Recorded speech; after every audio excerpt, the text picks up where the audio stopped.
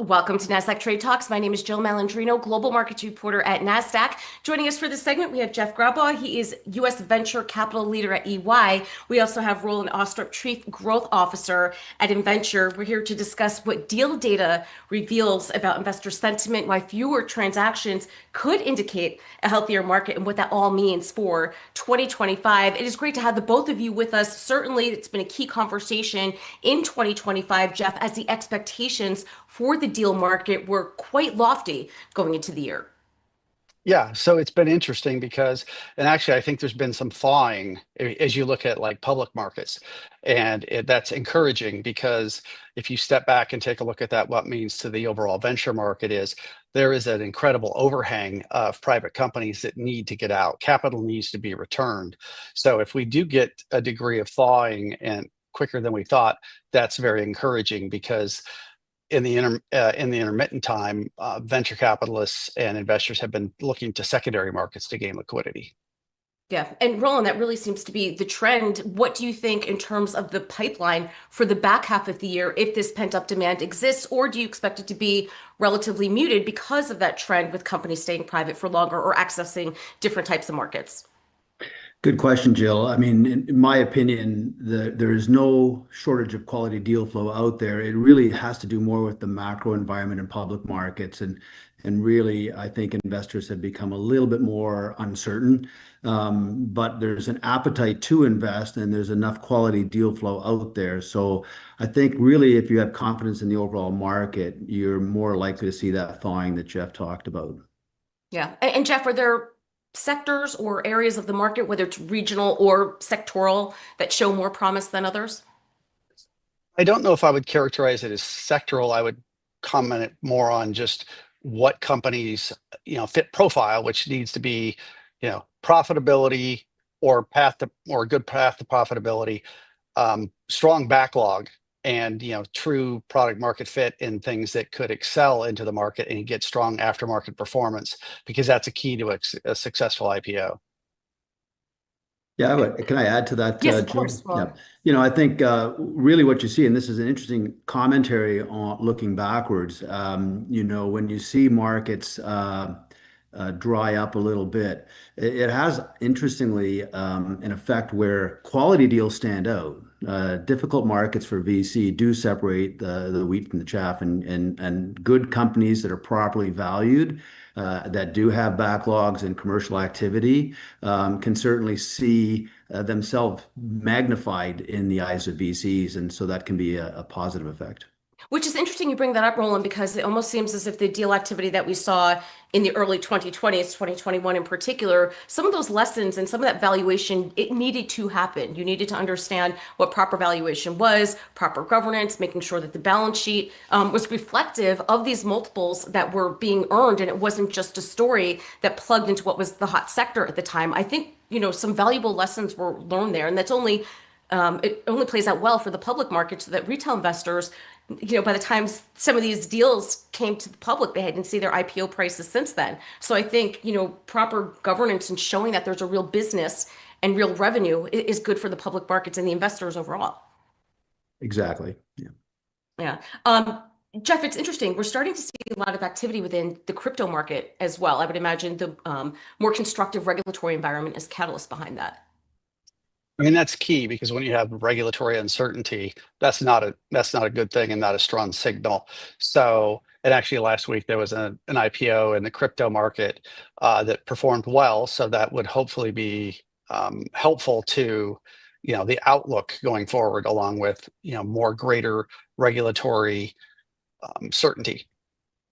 Yeah. And well, Jeff, it's interesting. You also point out that VC, it's a long game, that one quarter, 2 quarters isn't necessarily indicative of the longer term health within the market. Tell us what you mean by that and why it could set up for more normal markets or a healthier market going forward. Well, we're at a very interesting time because we've been, if you step back and take a look at a macro, from 17 to 21, there was an incredible bull run. Then we've seen a couple of years of correction, not as steep as we have seen in the past, and yet today we've got AI driving so much of the story and so much exuberance around AI. So we've you can kind of look at the venture markets in a lot of different ways, pre AI, post AI, pre COVID, post COVID. There's a lot of opportunity, and I fully believe that we are essentially in the 90s all over again. This will play out very similar to what happened in the late 90s with the internet. And so if you take a look back what happened then, yes, it ended with a large correction, but there were some incredible companies that were built. And I fully expect to see some incredible companies come out of this cycle as it relates to AI. Yeah. Well, wouldn't you? I mean, this is clearly the fourth industrial revolution, I would say. Would you not agree with that, Jeff and Jill, that this is really going to be a long-term growth story? Yeah. Yeah, absolutely. I'm Yeah, I was sorry, going to just say, yeah. yeah, absolutely, because AI will impact every industry, whether today with the low-hanging fruit that investors and entrepreneurs are looking at, but it's going to impact our business. Roland, it's going to impact yours. Jill, it's going to impact yours. Every company will have to deal with this. And then my son's going into college and he doesn't know what he wants to do. And I told him, I said, you need to spend time with this technology, because even though it may not impact, you may not use it directly, it's going to impact what you do, because you will have to use it in some form or fashion. Yeah, I mean, especially as businesses of all sizes are looking towards efficiency and better ways to do things, which is interesting. There's a couple of points here.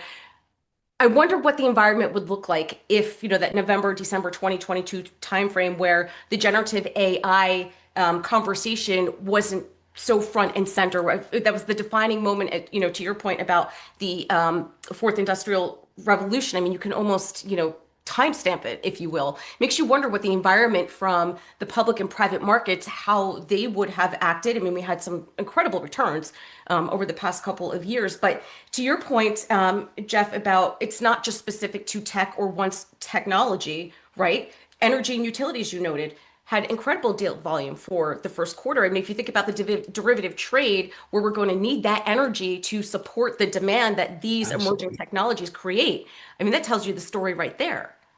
Yeah, I mean, to step back, I mean, absent AI, I think we would be in a one story and a much more major correction, because 22, 23 were were significantly down years in the venture market. 24 is up, and it looks like 25 will be up again. So, and that is driven by AI. So if you took that out, yes, Mhm. absolutely believe AI is the long story, and it touches a lot of industries, and energy and infrastructure is critical to making sure that that happens. Well, Yeah. energy in particular is a big story because of the amount of energy utilized by data centers, and both for the processing of data and for the cooling, which is a problem. So those are problems that you need. I mean, I can point to a couple of sectors where I can see strong growth. And Jeff, I've read some of your publications and seen it in there, but energy is a big one because there is not enough energy that we produce to supply the demand that AI and data centers in general are going to create. And the public grid can't support it. So, I mean, I can see a huge growth story for distributed generation as well. And that's just an effect of AI and data center growth. Yeah, I mean, to solve that problem, companies are looking at, small modular nuclear technology, fusion. It's going to be a mix of renewables, um, nuclear, other things, and it needs to happen sooner rather than later. And it's a big concern, and could be a bottleneck for the industry. Yeah. You both raise excellent points here because, Jeff, I want to ask you in terms of entrepreneurs and how you're advising them. I think it's critical to recognize that in this surge of AI, not to create solutions for problems that don't exist. The both of you were talking about, very parallel idea here where you're looking for solutions to solve a problem. And I think that's important for entrepreneurs to understand, particularly with a more discerning investor environment, Jeff. So how are you advising entrepreneurs as they're thinking about their path? Well, it's basically how you approach the market. And so, raising capital, making sure you get properly introduced, making sure you're getting quality introductions, making sure you communicate clearly on what the message is and what the story is, making sure that it's it's a here now versus a nice to be, want to be, could be. Yeah, you've got to be very crisp, because the fact of the matter is, and I was at a dinner last week with some folks I've known forever in the venture community, and we were comparing the 90s to now, and they were talking about how today it's so much more competitive.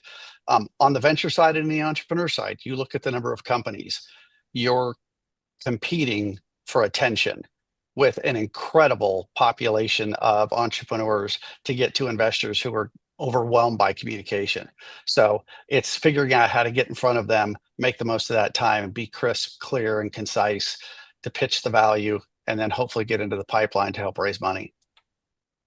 That distinction you make between the nice to have versus need to have is important, because I think for any entrepreneur, if you're going to create a business, you need to make sure there is a need to have, not a want to have. There has to be a compelling value proposition that compels adoption in the industry, and funders can see that when they're looking at issuers. And there are a lot of opportunities. I mean, it just, there are some must-haves. Again, looking at the AI and data center story, what's going to cool the next generation of chips? You can't use air conditioning anymore. It creates tremendous opportunities to create new critical infrastructure that are not just nice to have, but they're necessary to have, and they're necessary today.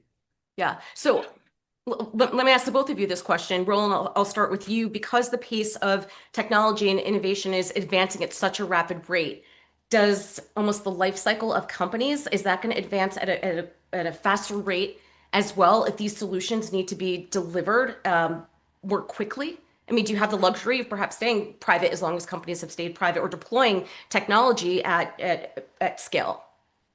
Well, I think innovation happens. We don't necessarily see it all everywhere. So I think the pace of innovation is very robust, and the solutions are already there. People recognize problems ahead of time. The scientists or the entrepreneurs, they see them and they've been working on them. And you just get to these tipping points where, innovation happens slowly, and then the realization of that innovation happens suddenly because there's a catalyst. So I don't think that the world is going to change in that sense. From a pace, I think there's a constant level of innovation that happens at every level, in academia, at multinational corporations, and by individual entrepreneurs. But like everything, you have to work diligently and patiently, but then act suddenly when the opportunity presents itself. So, Yeah.